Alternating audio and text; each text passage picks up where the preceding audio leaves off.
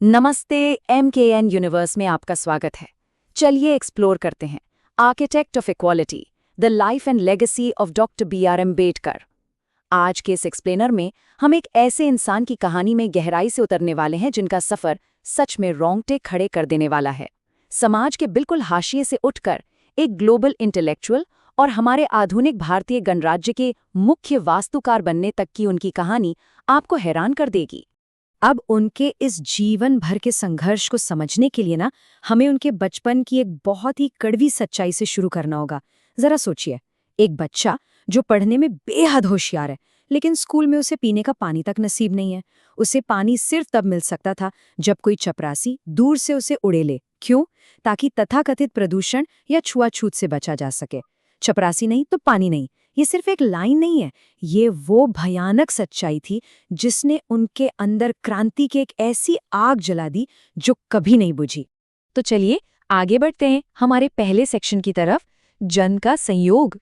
14 अप्रैल 1891 मध्य प्रांत के महू छावनी में उनका जन्म महार जाति में हुआ था।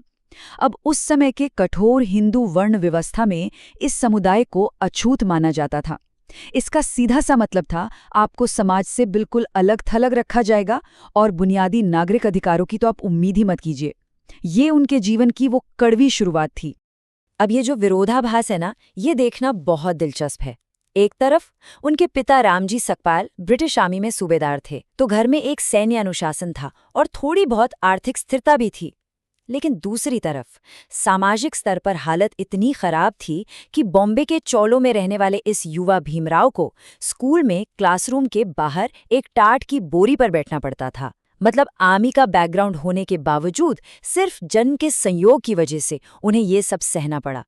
यहीं से शुरू होता है हमारा दूसरा सेक्शन, शिक्षा और जागृति। इस अपमान ने उन्हें तोड़ा नहीं, बल्कि उन्हें दुनिया को बदलने की एक जिद दी। बड़ौदा के महाराजा की स्कॉलरशिप की मदद से उनकी पढ़ाई का जो सफ़र शुरू हुआ वो अपने आप में एक मिसाल है।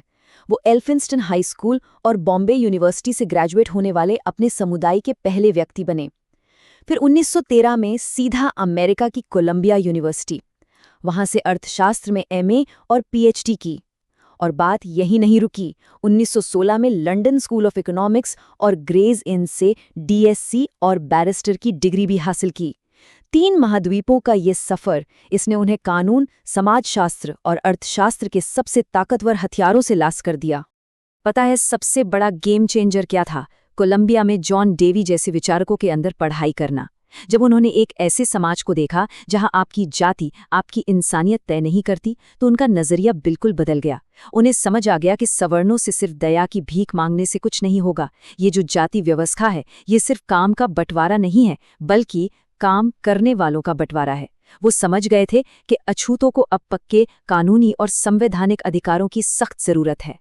तो इसी के साथ आते हैं सेक्शन 3 पर, समान अधिकारों की लड़ाई। भारत वापस आकर उन्होंने देखा कि इस छुआछूत की जड़ें तो बहुत गहरी हैं। ये धार्मिक मान्यताओं और आर्थिक मजबूरी से जुड़ी हुई हैं। तो उन्होंने एक बहुत ही कैलकुलेटेड अप्रोच अपनाई। पहला कदम, नागरिक अधिकारों के लिए सीधा सड़क पर उतरकर आंदोलन। दूसरा, अपनी संस्थाओं और पत्रकारिता के जरिए लोगों को जागरूक करना। और तीसरा, आगे चलकर महिलाओं और पूरे समाज के लिए एकदम क्रांतिकारी कानून बनाना। और फिर आया 1927 का महाड़ सत्याग्रह।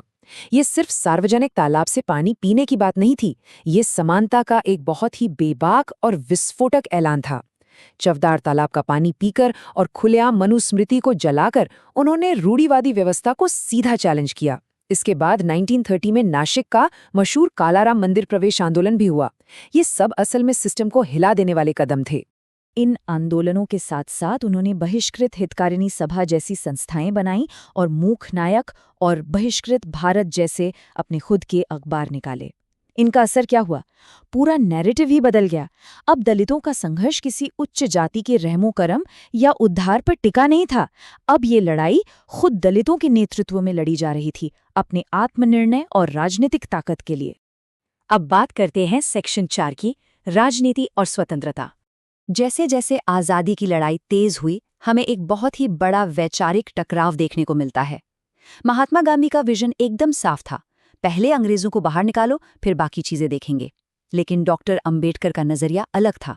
उनका तर्क था कि अगर हमने समाज में समानता लाए बिना आज़ादी ले भी ली तो ये एक बहुत बड़ी भूल होगी। उनका मानना था कि ऐसा हुआ तो ब्रिटिश शासकों की जगह बस हमारे अपने उच्च जाति के उत्पीड़क ले लेंगे और गरीबों और निचली जातियों के हालात वैसे ही रहेंगे। और ये टकराव 1930 से 1932 के गोलमेज सम्मेलनों में अपने चरम पर पहुंच गया। अंबेडकर ने दलितों के लिए अलग निर्वाचक मंडल यानी सेपरेट इलेक्टोरेट की मांग रखी और उसे हासिल भी कर लिया, लेकिन गांधी जी ने इसे हिंदू समाज को बांटने वाला कदम माना और वो यर्मदा जेल में आमरण अनशन पर बैठ गए। अब आप सोच सकते हैं अंबेडकर पर कितना भारी नैतिक दबाव रहा होगा। दलितों पर बड़ी पैमाने पर हिंसा होने का भी डर था। आखिरकार 1932 में उन्हें पूना पैक्ट पर हस्ताक्षर करने पड़े। उन्होंने अलग निर्वाचक मंडल की मांग छोड़ दी, लेकिन आम चुनाव में दलितों के लिए आरक्षित सीटें काफी बढ़वा ली। अब एक ऐसा फैक्ट सुनिए जो शायद बहुत कम लोग जानते हैं। दूसरे विश्व युद्ध के दौरान जब वो लेबर मिनिस्टर यानी श्रम मंत्री थे, तो उन्होंने भारत के मजदूरों के लिए गेम चेंजिंग काम किया। आज जो हम 8 घंटे की शिफ्ट या 8 आवर वर्क डे की बात करते हैं ना, वो भारत में उन्हीं की देन है। साथ ही महिलाओं के लिए मातृत्व लाभ और समान काम के लिए समान वेतन जैसे क्रांतिकारी नियम भी उन्होंने ही लागू करवाए थे। चलिए अब बढ़ते हैं हमारे आखिरी सेक्शन पर, आधुनिक भारत के शिल्पकार। संविधान की ड्राफ्टिंग कमेटी के अध्यक्ष के तौर पर उन्होंने जो किया वो किसी चमत्कार से कम नहीं है। उन्होंने अनुच्छेद 17 ड्राफ्ट किया, जिसने छुआछूत को हमेशा के लिए गैर कानूनी बना दिया। उन्होंने शिक्षा और नौकरियों में रिजर्वेशन का सिस्टम बनाया और महिलाओं के हकों के लिए हिंदू कोड बिल तैयार किया। उन्हें हम सिर्फ एक दलित आइकन के तौर पर नहीं देख सकते। वो एक ऐसे स्टेट बिल्डर थे जिन्होंने एक मजबूत केंद्र सरकार और हाशिए पर खड़े लोगों के अधिकारों के बीच एक बहुत ही परफेक्ट बैलेंस बनाया। और उनकी जीनियस सिर्फ संविधान या राजनीति तक सीमित नहीं थी। क्या आपको पता है 1935 में जो रिजर्व बैंक ऑफ इंडिया या आरबीआई बना था, उसका पूरा कॉन्सेप्ट डॉक्टर अंबेडकर की ही एक thesis the problem of the rupee से लिया गया था। जी हाँ, मतलब भारत का जो पूरा का पूरा संघीय आर्थिक ढांचा है, उसकी नींव में भी उनके ही विचार काम कर रहे हैं। है ना कमाल की बात? लेकिन इतना सब करने के बाद भी उन्हें ये एहसास हो गया था कि हिंदू धर्म की व्यवस्था के अंदर रहकर पूरी समानता पाना शायद नामुमकिन है। इसलिए अक्टूबर 1956 में उन्होंने एक ऐतिहासिक कदम उठाया। नागपुर में अपने लगभग 5 लाख अनुयायियों के साथ उन्होंने नवयान बौद्ध धर्म अपना लिया। इस एक कदम ने भारत के सामाजिक और धार्मिक परिदृश्य को हमेशा हमेशा के लिए बदल दिया। उनके सभी काम, चाहे वो उनकी तीखी किताब एनिहिलेशन ऑफ कास्ट हो या फिर उनकी आखिरी किताब द बुद्धा एंड हिज धम्मा, इन सब का निचोड़ एक ही जगह आके रुकता है। उनका वो अमर फलसफा कि सामाजिक और आर्थिक लोकतंत्र के बिना राजनीतिक लोकतंत्र पूरी तरह से अर्थहीन है।